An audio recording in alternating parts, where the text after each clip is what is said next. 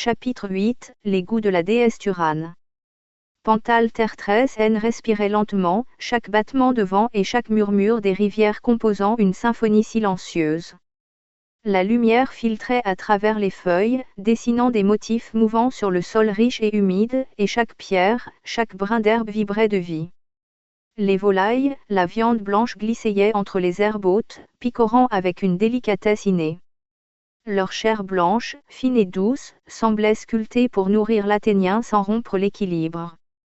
Elle offrait énergie, assimilation parfaite, vitalité maximale. Chaque mouvement de leurs ailes, chaque pas sur la terre meuble, participait à la danse complexe de la vie, à la juste circulation de l'énergie. Plus loin, la viande rouge se mouvait avec gravité.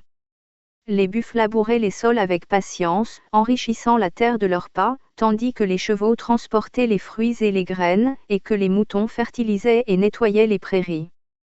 Leur existence n'était pas un simple dos de chair, mais un service à la planète, une force qui soutenait la vie, tissait la fertilité, orchestrée avec précision par l'équilibre naturel. Pantal Terre 13N observait chaque excès athénien comme un horloger silencieux. La viande rouge devenait un avertissement, un signe que la logique du vivant était menacée. La planète, patiente mais vigilante, enregistrait chaque abus, consommation excessive, destruction de cycles, oubli des fonctions essentielles. Chaque déviation entraînait une réponse subtile mais inéluctable, invisible mais précise. La déesse Turane ne punit pas, elle ajuste, rééquilibre, corrige. Les vents charriaient les parfums des forêts et des fleurs, l'eau chantait sur les roches, les feuilles bruissellaient doucement, tout était mesuré, chaque élément connaissant sa place, sa fonction, sa tâche. La lumière du soleil chauffait doucement le corps des animaux, nourrissait les plantes, et la terre rendait à chacun ce qu'elle avait reçu, selon l'ordre des cycles anciens. Les Athéniens, eux, étaient à la fois acteurs et spectateurs de cette harmonie fragile. Le corps conçu pour recevoir la nourriture juste, respecter les cycles, collaborer avec les autres êtres. Les volailles nourrissaient avec justesse, les grands herbivores soutenaient la vie autour d'eux.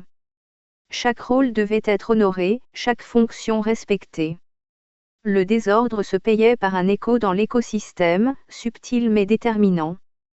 Pantal Terre 13N parlait sans voix, mais son enseignement était clair. Prendre ce qui est offert, respecter ce qui est confié, reconnaître la valeur et la place de chaque élément. Tout s'inscrit dans un équilibre millénaire, chaque souffle, chaque pas, chaque vie trouvant sa place dans le grand puzzle du vivant. Et dans ce silence vibrant, la planète semblait dire, apprenez. Respectez.